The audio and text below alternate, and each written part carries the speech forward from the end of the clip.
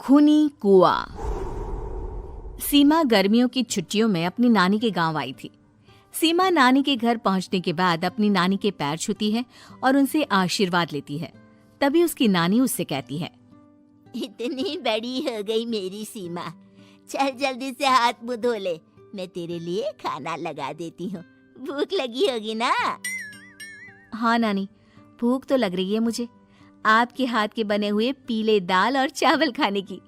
कितना टाइम हो गया है मुझे आपके हाथ का बना हुआ दाल चावल खाए हुए। तू तो नौकरी में व्यस्त थी, तो तुझे कहाँ से टाइम मिलेगा अपनी नानी के लिए? और जब इतने टाइम बाद आई है तो ज्यादा टाइम के लिए रुक कर जाएगी तू। हाँ नानी, इस बार पूरे 2 महीने के लिए आई हूँ। सीमा की नानी अंदर जाकर उसके लिए खाना बनाने लगती है। सीमा कमरे में अकेली होती है, तभी उसे किसी औरत के रोने की आवाज सुनाई देती है। वो कभी खिड़की से बाहर झांकती है तो कभी दरवाजे से बाहर झांकती है। उसे समझ में नहीं आ रहा होता है कि आखिर रो कौन रहा है। तभी नानी खाना लेकर आ जाती है। वो अपनी नानी से कहती है, नानी, कोई औरत रो रही है क्या? मैं जब से यहाँ आई हूँ तब से मुझे यहाँ किसी औरत की रोने की आवाज आ रही है। हे भगवान, कहीं ये वही तो नहीं? बोलो ना नानी। अरे कोई नहीं रो रहा, ये तेरे मन का वहम है। और तू ना अब खाना खा ले, ज्यादा यहाँ वहाँ की बातों में ध्यान मत दिया कर। जल्दी से खाना खा और फिर मेरे साथ आ जा मेरे कमरे में, दोनों बैठकर खूब सारी बातें करेंगे। ऐसे ही अगले दिन सीमा अपनी नानी के साथ गांव के बाजार जा रही होती है। उसी रास्ते में फिर से किसी औरत के रोने की आवाज आती है। वो अपनी नानी से कहती है,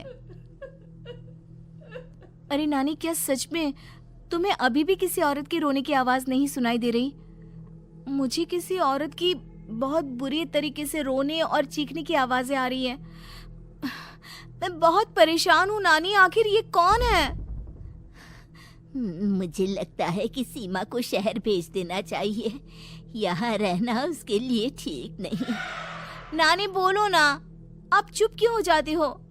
सीमा, तू घर चल, मुझे तुझसे बहुत जरूरी बात करनी है। नानी सीमा को घर ले आती है और सीमा से कहती है, सीमा, कल सुबह तू शहर वापस चली जाएगी।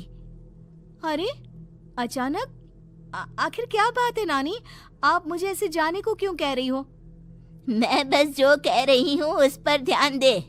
तू कल सुबह यहाँ से चली जाएगी, और ये बात मैं कोई मजाक में नहीं बोल रही।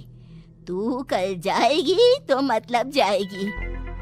अरे नानी, चली जाऊंगी मैं, ठीक है, पर आखिर बात क्या है ये तो बता दो।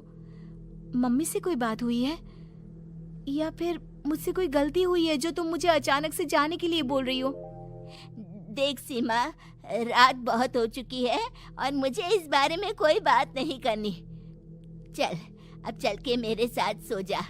सुबह की बस पकड़कर तुझे शहर भी तो जाना है।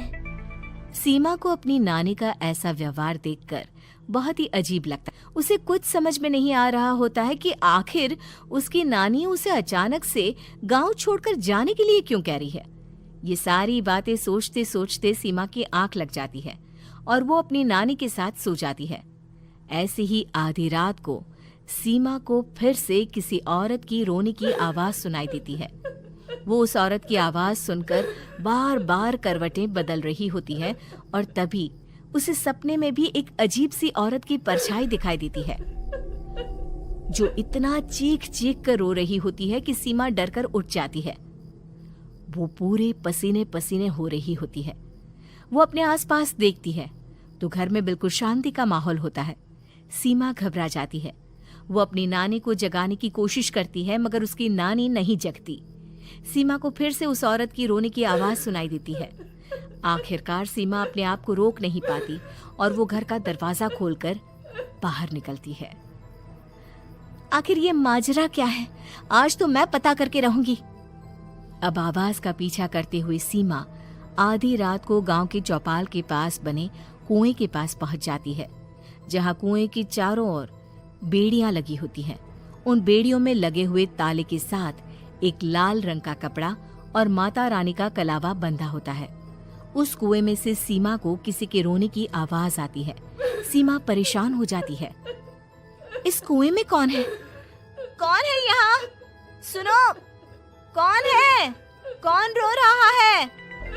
वो चिल्ला चिल्ला कर पूछती है और साथ ही लोगों को जगाने की कोशिश करती है, मगर किसी को भी उसकी आवाज सुनाई नहीं देती। अब सीमा खुद उस कुएं के पास की बेड़ियों और तालों को खोलने की कोशिश करती है और किसी तरह कुछ देर की मशक्कत के बाद सीमा उसको खोल भी देती है। और जैसे ही वो कुआं खोलकर उसके अंदर झांकती है, सीमा उस कुएं में गिर जाती है। इतने में उसकी नानी की नींद भी खुल जाती है और सीमा को पास ना देखकर नानी परेशान हो जाती है।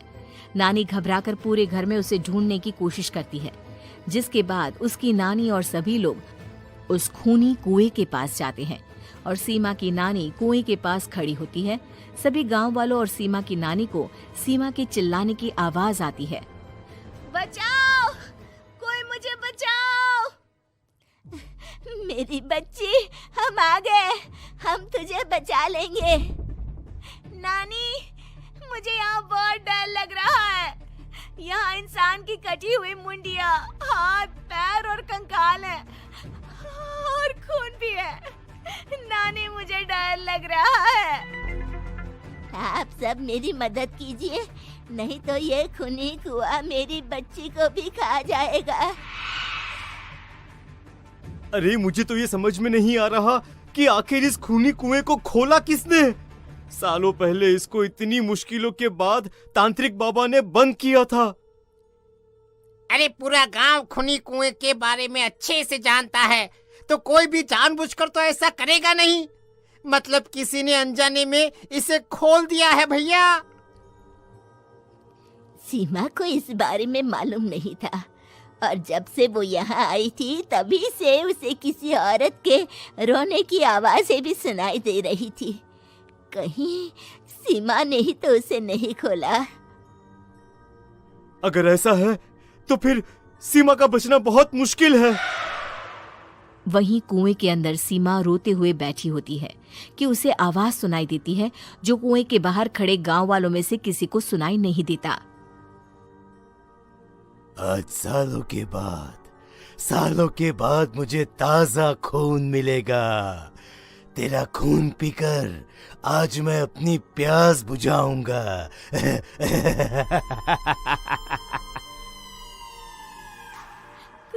कौन है? मत मारो प्लीज, मुझे जाने दो प्लीज।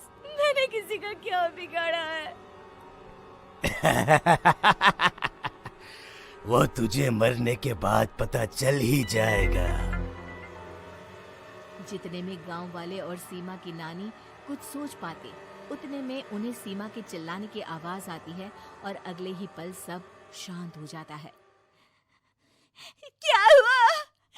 सीमा, मेरी बेटी। माफ करना बहन, लेकिन अब सीमा वापस नहीं आएगी। हमें एक बार फिर से कुएं को बंद करना होगा। गांव वाले तभी तांत्रिक को बुला कर लाते हैं।